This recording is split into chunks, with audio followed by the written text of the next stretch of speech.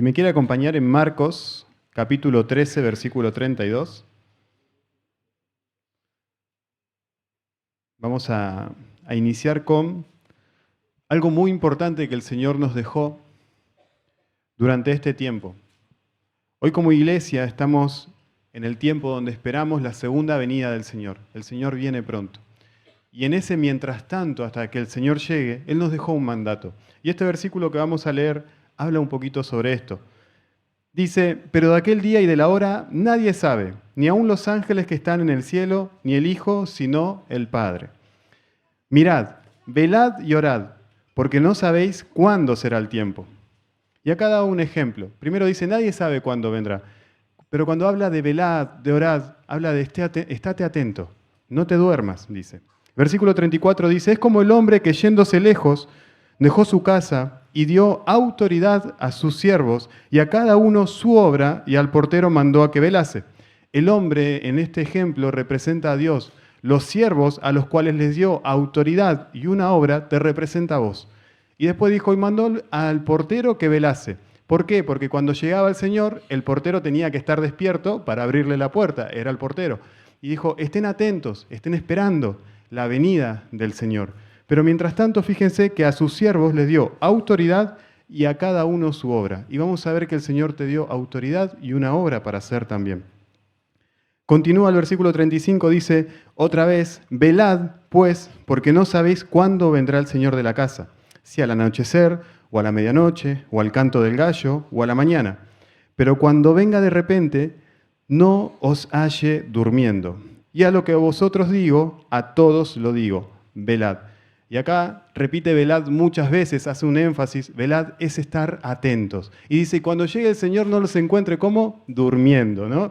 Hablar de dormir un domingo a la mañana lluvioso es contraproducente, pero acá está hablando de que como iglesia no tenemos que dormirnos, ¿sí? Y durante esta prédica yo le pido por favor que no se duerma. Hoy me levanté bien temprano, antes que mi familia, y en un momento se levanta mi hijo y se acuesta en la cama mía y me dio muchas ganas de acostarme con él. Me recosté un segundo y me di cuenta que las luces se me empezaron a apagar. Y digo, no, arriba, ¿no? Y a veces no nos damos cuenta, uno no tiene la intención de dormirse, pero a veces el estar inactivo, como en este caso recostado en una cama, te lleva a dormir. Y a veces eso es lo que el Señor nos está diciendo. No nos dormamos. A veces empieza a poquito, estar inactivo o estar haciendo otra cosa, ¿sí? Así que vamos a ver qué es lo que el Señor nos dejó, cuál es la obra y esa autoridad que nos dejó. Mateo 28, 18.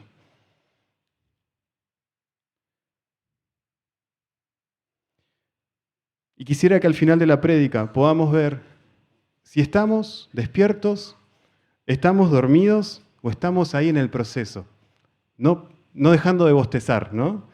Mateo 28, 18 dice, y Jesús se acercó y les habló diciendo, toda potestad me es dada en el cielo y en la tierra.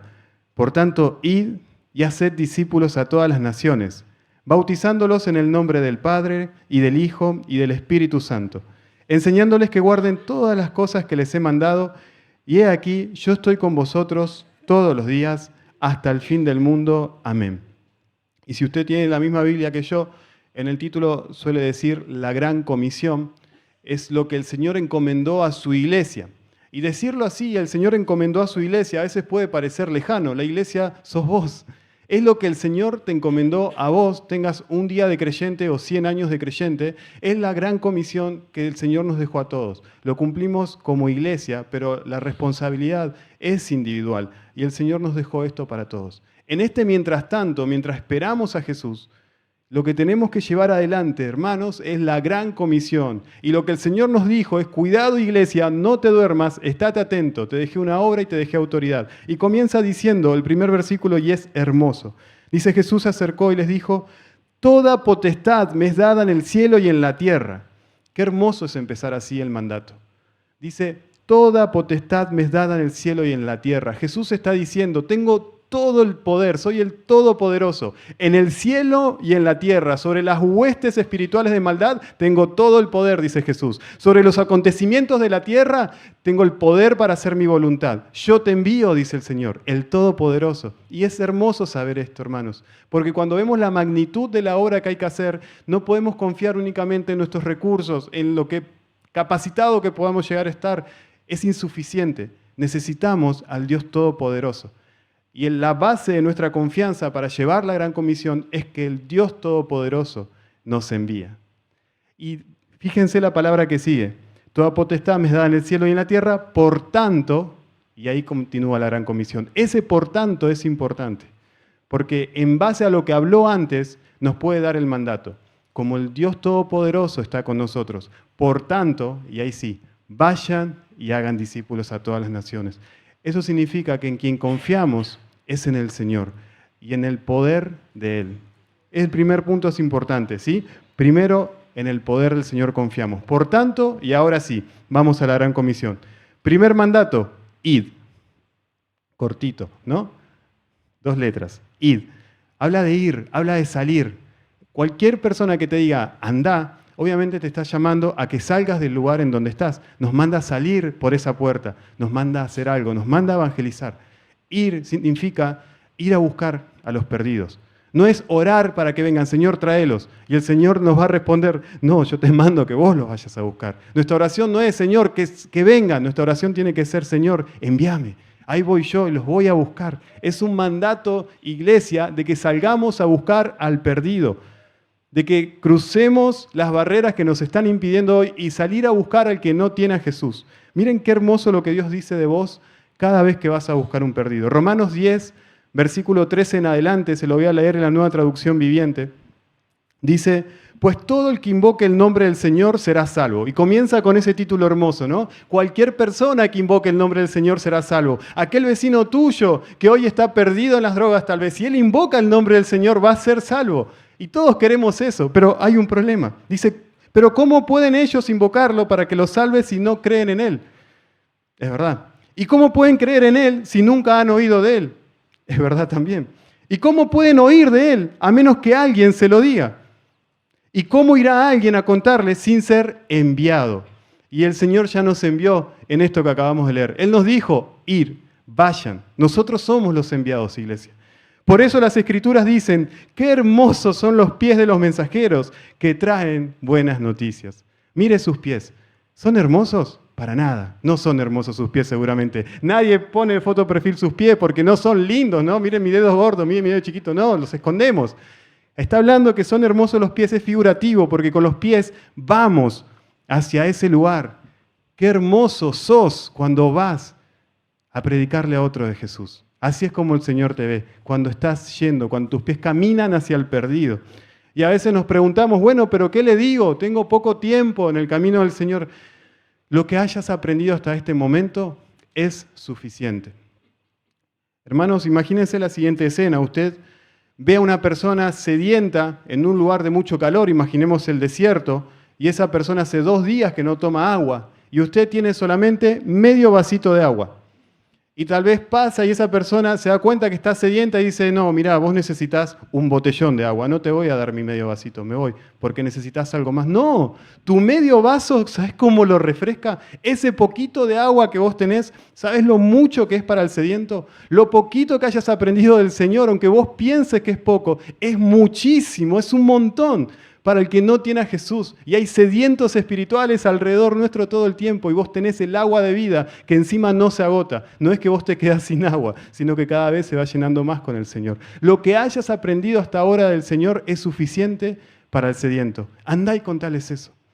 ¿Qué otra cosa le puedo decir? Tu testimonio, lo que Dios ya ha hecho en tu vida o está haciendo en este momento, es un montón para una persona que no tiene a Jesús. Tenemos para hablar, tenemos para decir. No hace falta que terminemos el IET para empezar a evangelizar. Hagamos el IET, pero en el mientras tanto, evangelicemos. Hermanos, es lo que el Señor nos está enviando, ¿sí? El primer mandato es ir. Invitarlos a la iglesia. No como un lugar mágico, sino como un lugar donde van a conocer a Jesús. Un lugar donde se van a encontrar con el Señor, ¿sí? Entonces tenemos mucho para decir. Primer mandato, ir. Segundo mandato, hacer discípulos.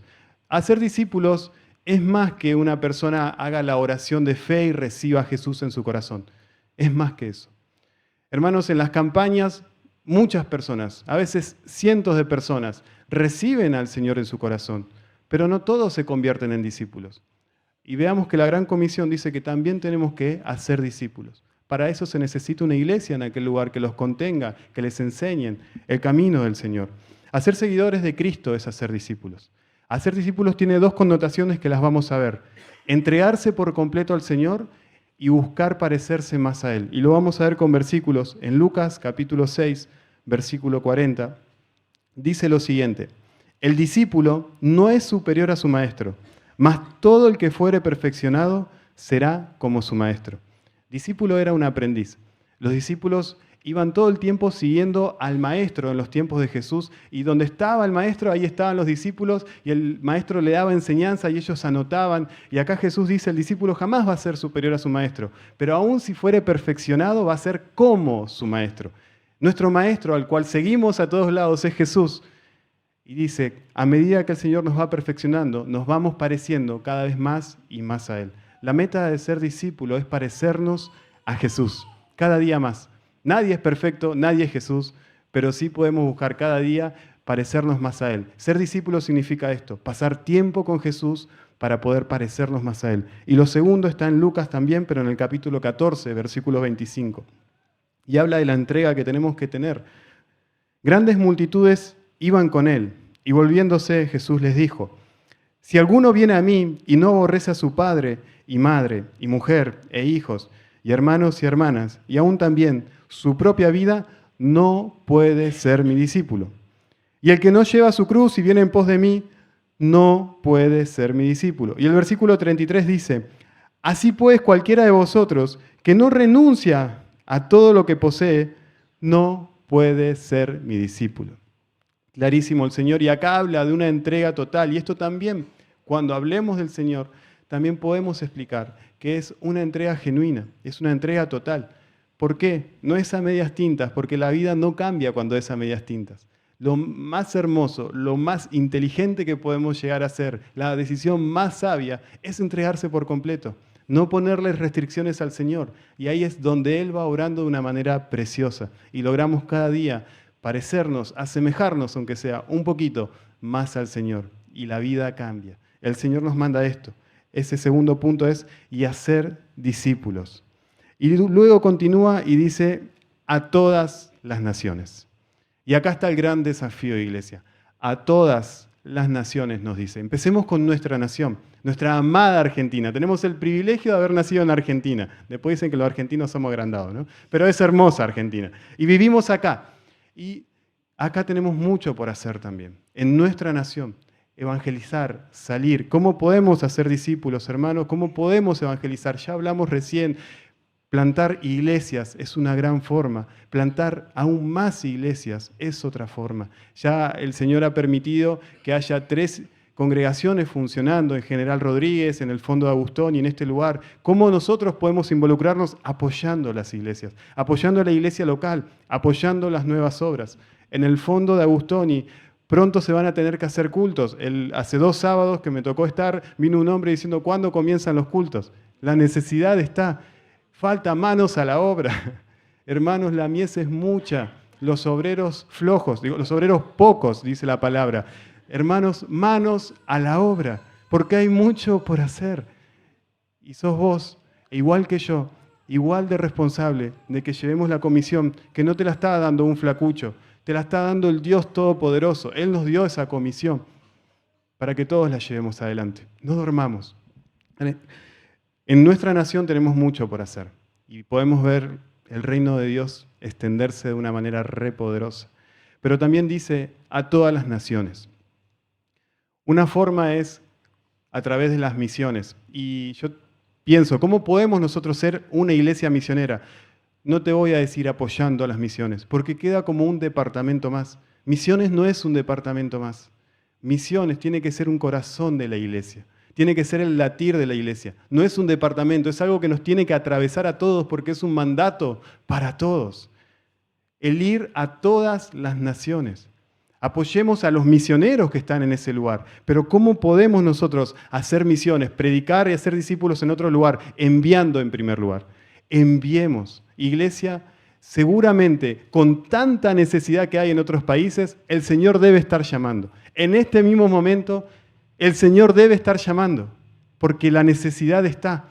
Escuchemos la voz de Dios y si Él nos llama, hay una iglesia que te va a enviar, te va a respaldar, una iglesia preciosa. Pero atentos a la voz de Dios. Y deseo que hoy el Espíritu Santo convenza corazones, toque vidas para entender la necesidad que hay en otros lugares. Frene a alguien por la calle, haga este ejercicio y pregúntele, ¿quién es Jesús? ¿Escuchaste alguna vez a Jesús? O mostrarle una cruz. ¿Quién fue crucificado acá? ¿Conoces el nombre? Casi el 100% te va a decir que es Jesús el que estaba crucificado ahí. No te va a decir que conoce mucho, pero sí por lo menos el nombre de Jesús lo ha escuchado al menos una vez en su vida, pero seguramente muchas veces más. Hay países donde no conocen siquiera que existe Dios. Hay países donde no conocen el nombre de Jesús, no conocen la obra, no saben qué hizo Jesús en la cruz. Le mostrás una cruz y te dice, hay 2 palitos, una X. No lo va a entender. Mueren día a día sin salvación. Y el Señor ama esos países, al igual que ama a Argentina. Y está buscando obreros, siervos que vayan a esos lugares. Por eso Él dijo claramente, hace más de 2000 años atrás, vayan a todas las naciones y hagan discípulos. E iglesia es un llamado desesperado del corazón del Señor para que toda lengua, tribu y nación lo adore. Y nos está llamando, iglesia, y quisiera que hoy podamos decir, bueno, esta es para la iglesia de tal lugar, la de Pacheco. No, tomémoslo personal. Iglesia, el Señor nos está llamando a otras naciones a predicar el Evangelio. Y si te está llamando, prepárate y anda. Es así. El Señor te va a usar. Recordá que no es por tus capacidades, es el Dios Todopoderoso el que te envía. ¿Sí? A los que no vamos, también tenemos que hacer misiones.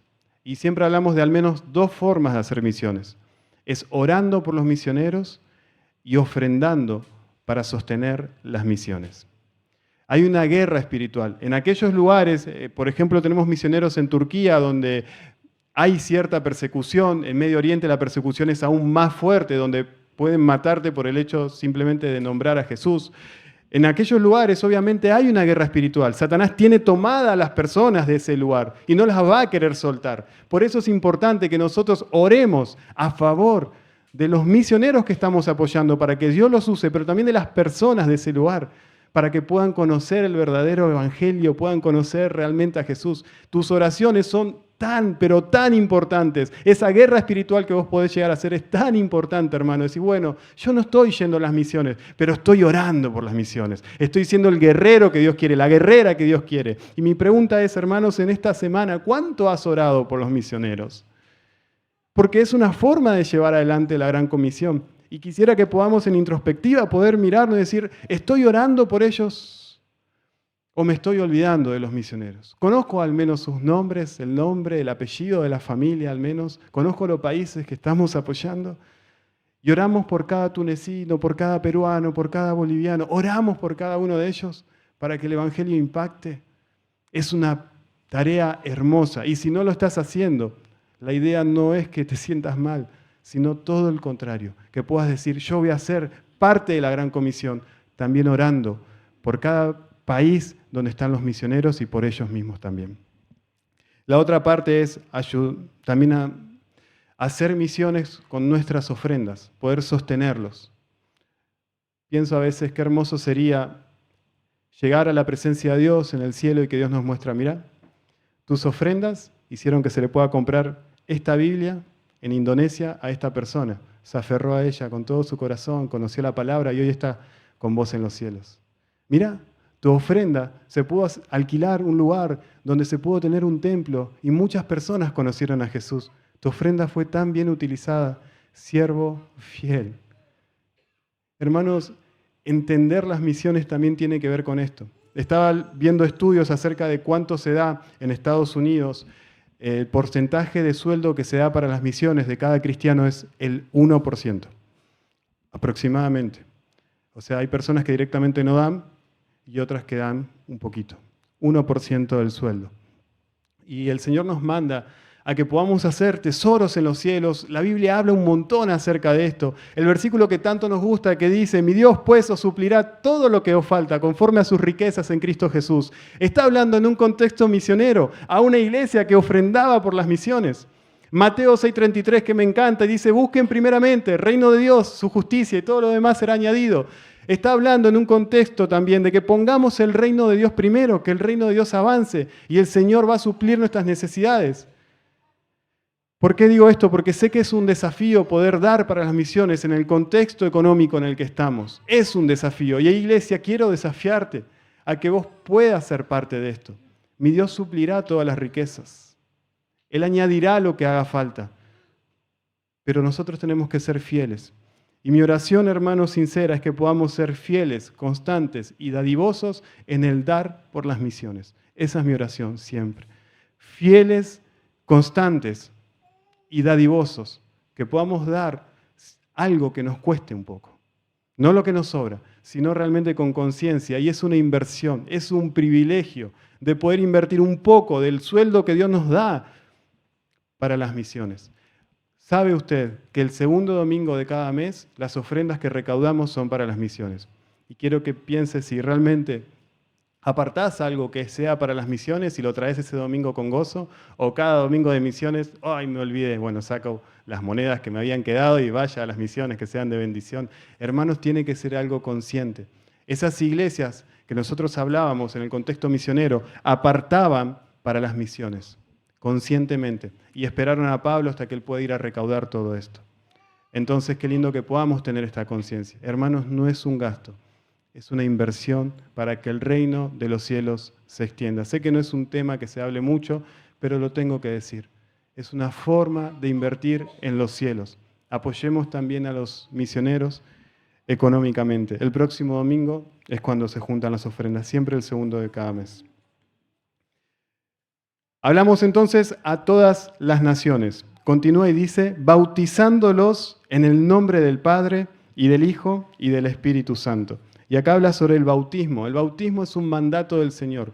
Es una demostración pública de nuestra fe, ¿sí? Es una muestra exterior de lo que está sucediendo interiormente. En el bautismo, ¿no?, la persona se sumerge representando la muerte a la vida de pecado y luego muestra la resurrección a una nueva vida. Eso es lo que representa el bautismo y es un mandato del Señor. Y quiero que veamos en Hechos, capítulo 8, versículo 35, un relato tan lindo sobre un bautismo, en realidad alguien que estaba haciendo la gran comisión. Había un eunuco, una persona que no conocía la palabra pero quería conocerla. Tenía el libro de Isaías y lo estaba intentando leer, no lo entendía y Dios llama a Felipe y dice, acércate al eunuco y explícale la escritura.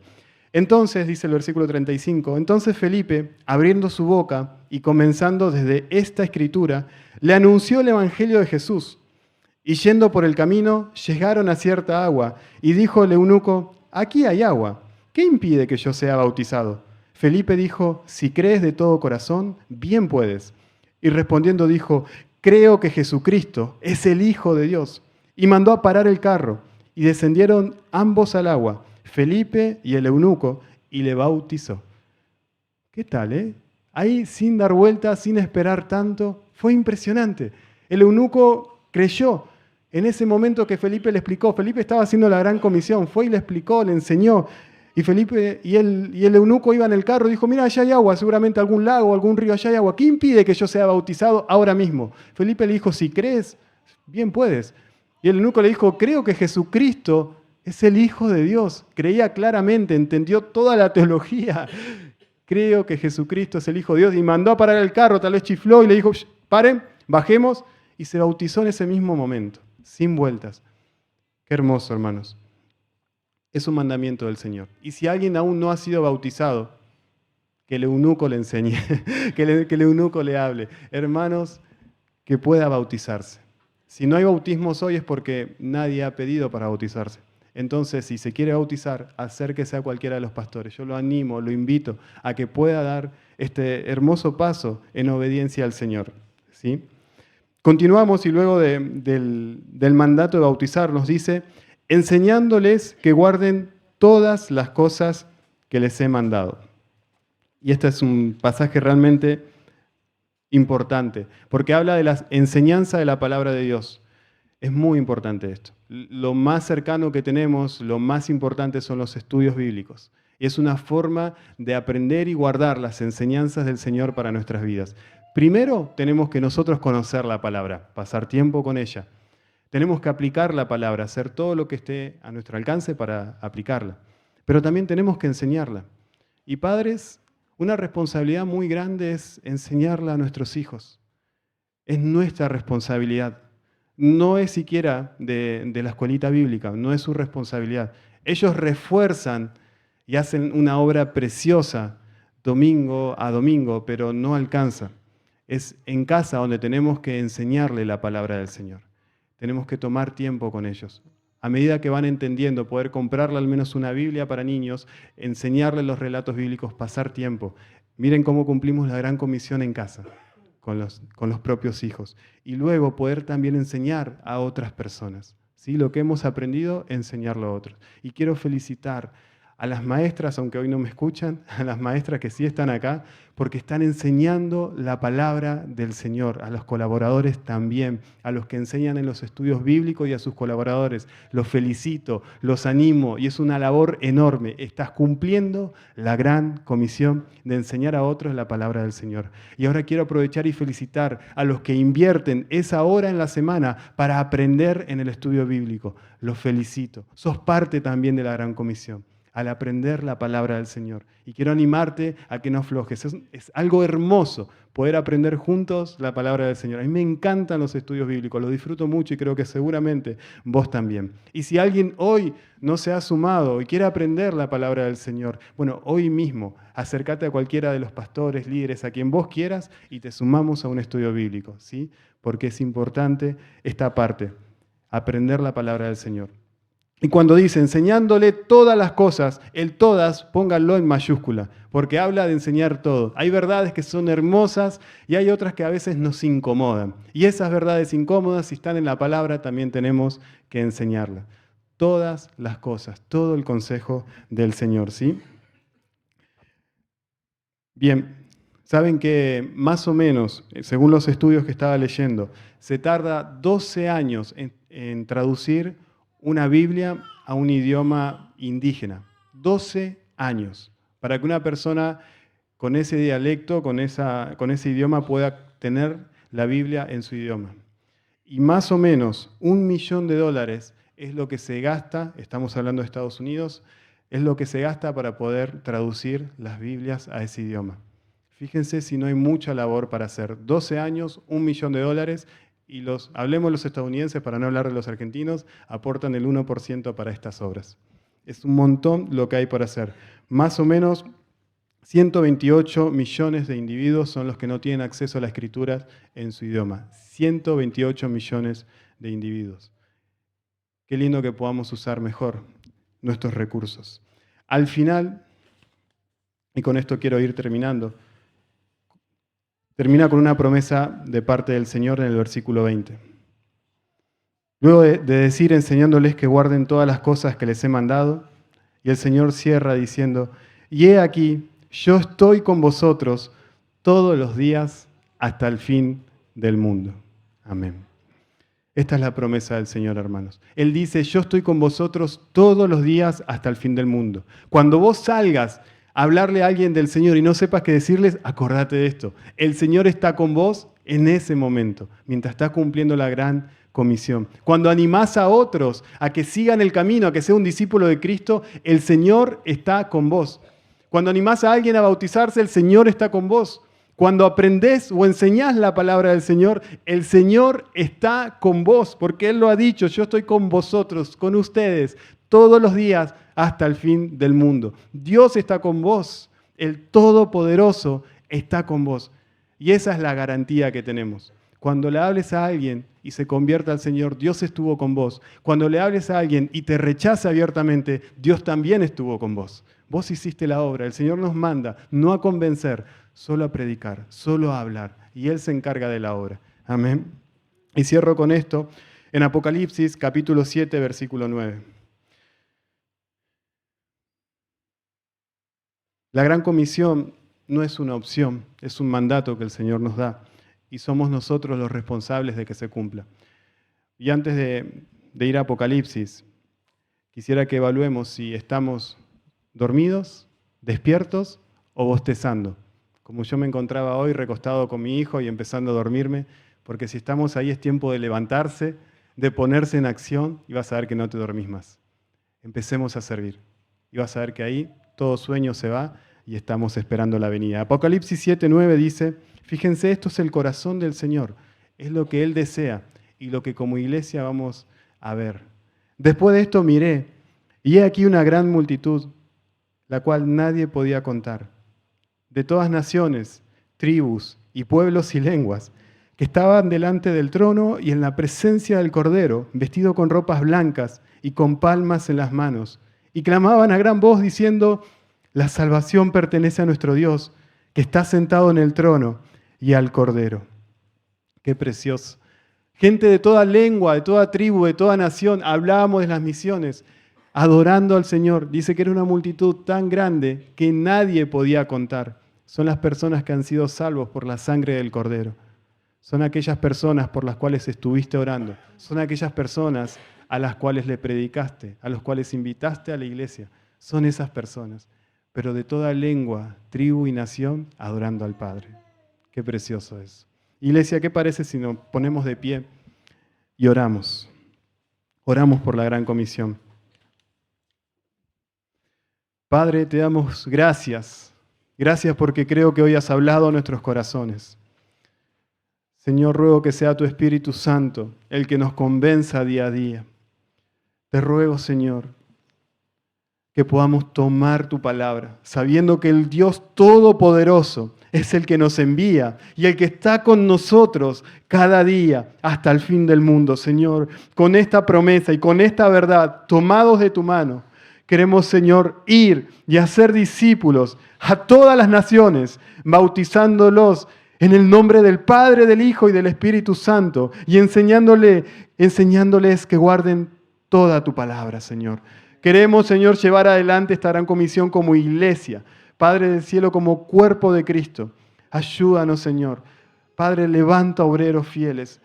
Ruego, Espíritu Santo, que levantes y pongas llamado en los corazones a predicar a otras naciones. Padre, pon ese fuego, Señor, que pueda ver la necesidad, Señor, y que hasta no ir a ese lugar, ese fuego continúe ardiendo, continúe llamando, continúe convenciendo. Padre bendito, gracias por los misioneros que hoy ya están. Mas, Señor, te rogamos por aquellos lugares y los no alcanzados. Señor, que obres en cada una de esas personas, porque por ellos también, Señor, has entregado tu vida, Señor. Y te ruego que convenzas esos corazones, que los alcances con tu palabra y tu evangelio. Señor, que puedan creer en ti, ser salvos y seguirte a ti. Padre, gracias. Gracias por las congregaciones, gracias por las iglesias, Dios bendito. Bendecimos cada uno de esos lugares, que sean puertas del cielo, casa de oración, lugares donde podamos encontrarnos contigo y crecer en tu camino, Señor.